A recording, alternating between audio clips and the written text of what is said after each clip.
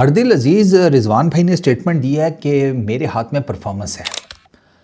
Team में selection जो है वो सिलेक्टर्स के हाथों में है, यानी कि सिलेक्शन टीम के हाथों में है और कप्तान के हाथों में है। रिजी भाई को जुगाड़ तो नहीं लगा ली हैं? ख़तरनाक किस्म का आपने बयान दे दिया है। पाकिस्तान क्रिकेट फैंस के जो दिल है ना वो धक धक करना शुरू हो गए हैं कि वर्ल्ड T20 सर के ऊपर खड़ा है। ऐसा तो नहीं कि रिजी भाई जो है वो हम उस्मान, नाफे, हारिस, फरहान इनके बीच में सोच रही हूँ और पीछे से अचानक से रिजी भाई इनके बीच में लाकर अपनी गाड़ी खड़ी कर दें कि हेलो जी हम आ गए और ये चार जो हैं ये गायब हो जाएं। पता लगे विकेट कीपर बैट्समैन आपके वर्ल्ड T20 में मोहम्मद रिजवान है। रिजवान भाई की परफॉर्मेंसेस नहीं आ रही यार। T20 इस टाइम जो है ना, T20 जो फॉर्मेट है वो वक्ता उसने डाला हुआ है रिजी भाई को भी और बाबर भाई को भी। और रिजवान भाई ने 2025 में तो वो आपको पता है टीम से तो बाहर हैं, तो उन्होंने खेले ही नहीं है ये T20 इंटरनेशनल। 2024 में 20 इनिंग्स में उनके 617 रन्स हैं।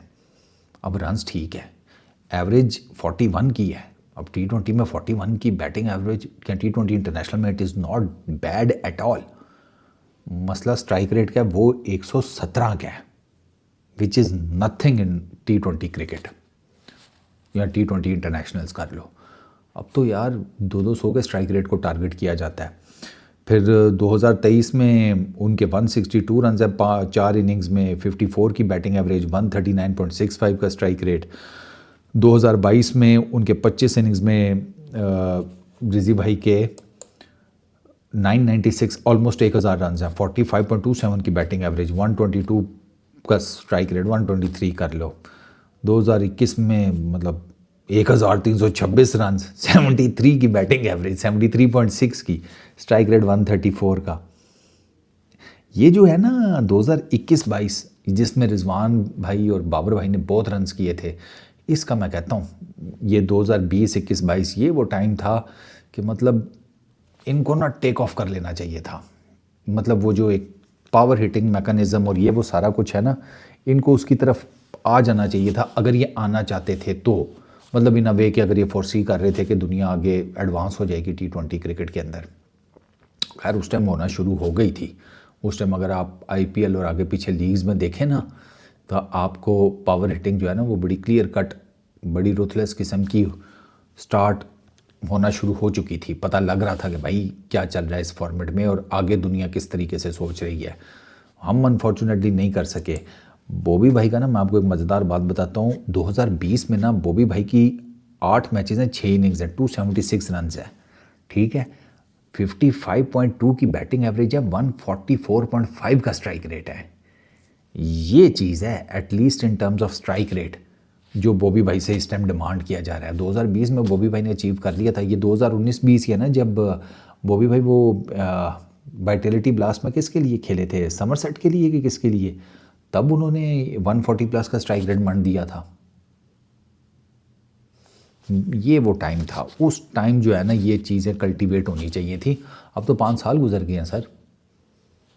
अब वो बॉबी भाई जो उस टाइम करने वाली चीज़ें थी वो अब उनको प्रेशर में लाकर कहा जा रहा है कि करो, कर जा नहीं तो कार जा, वो वाला हिसाब हुआ पड़ा है। बट खैर इट्स नॉट अबाउट बॉबी भाई। रिजवान भाई मुझे to be very honest team में आते हुए नज़र तो नहीं आ रहे, लेकिन वो मैं आपको एक बात बताता हूँ कि किसी ने मुझे कहा कि यार अगर रिजवान टीम में आना चाहता है तो आने दो, एक ही दफ़ा ये जो सारे हैं ना इनको खिलाओ वर्ल्ड T20 और उसके बाद इनको इशाइया दे के रुखसत कर दो।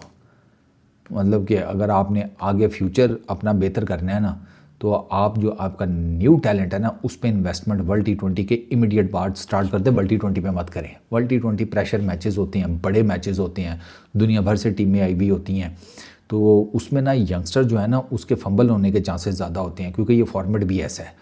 इसमें पहली गेंद से प्रेशर होता है, पहली गेंद से लेके लास्ट बॉल तक। ये जो 40 ओवर्स होते हैं ना दोनों इनिंग्स के, ठीक है, ये जो 240 गेंदें होती हैं ये हर गेंद ही प्रेशर होती है। तो उसमें अक्सर बेशतर आपने देखा कि नया बच्चा जो है ना वो नर्वस हो जाता है, वो फंबल आउट कर जाता है। तो कोई ज़रूरत नहीं है किसी नए बच्चे को बली का बकरा बनाने की।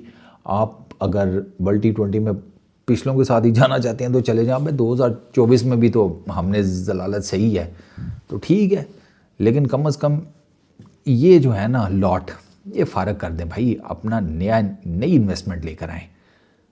आपके आपके लड़कों ने 5-6 मतलब ये जब से T20 क्रिकेट खेले हैं, इन्होंने कुछ नया सीखा ही नहीं है in terms of batting and bowling. आप हारिस रऊफ़ को देख लें, क्या स्किल सेट है हारिस रऊफ़ का बॉलिंग में। तेज़ फेंक दो या आगे कटर फेंक दो, वो 2 गेंदें टोटल। अब तो मैं आपको हमेशा बताता हूँ कि अगले उंगलियों की ग्रिप जो सीम के ऊपर रखते हैं, ठीक है, उस ग्रिप से यार मैजिक जनरेट कर रहे होते हैं। कोई इस तरह पकड़ के जनरेट करता है, कोई बीच में गैप दे के करता है। अच्छा, गैप देने के बाद भी कोई इस वाली उंगली को ढीली रखता है, ठीक है, बड़ी वाली को, इस वाली को लाइट रखता है, ठीक, वो स्टिफ रखता है। कोई इस वाली को जिसे कहते हैं लूज़ रखता है, इस वाली को स्टिफ रखता है। मैजिक जनरेट कर रहे होते हैं। वॉबल सीम है, कैन वो जिसे कहते हैं वो नकल बॉल है। हमारे में से कोई भी नकल बॉल नहीं कराता। शाहीन ने अभी आकर back of the hand slower one माननी शुरू की है 2025 में। वो कब से खेल रहा है। तो आपका अगर आपने T20 इंटरनेशनल इस फॉर्मेट में कुछ करना है तो आपको ना वर्ल्ड T20 के बाद बिल्कुल नए सिरे से अपनी यंग लॉट के ऊपर इन्वेस्टमेंट करनी चाहिए। अब तो आपको पता भी चल गया है, महरान मुमताज़, यासिर अराफात और यासिर मिन्हास, अच्छा साद बेग, आपके पास अब्दुल समद, इरफान उल्ला नियाज़ी, अब्बास अफरीदी, सुफियान मुकीम, अहमद दानियाल, और कौन है, ख्वाजा नाफे, और कौन है, मोटे मोटे नाम जो आपके T20 में जिन्होंने अच्छी परफॉर्मेंसेस दी हैं, साद मसूद, उसको देख लें। अच्छा, उसके अलावा मतलब आपके पास बहुत टैलेंट है भाई। ये बात मैं नहीं मानता कि टैलेंट नहीं है पाकिस्तान के पास टैलेंट नहीं है। पाकिस्तान के पास बहुत टैलेंट है। आप क्लब क्रिकेट में जाके बच्चों की बॉलिंग देखें, आप हैरान परेशान हो जाएंगे। इतना इतना गेंद लाते हैं अंदर और बाहर, इतना इतना। वो क्या है, वो टैलेंट नहीं है, वो क्या है।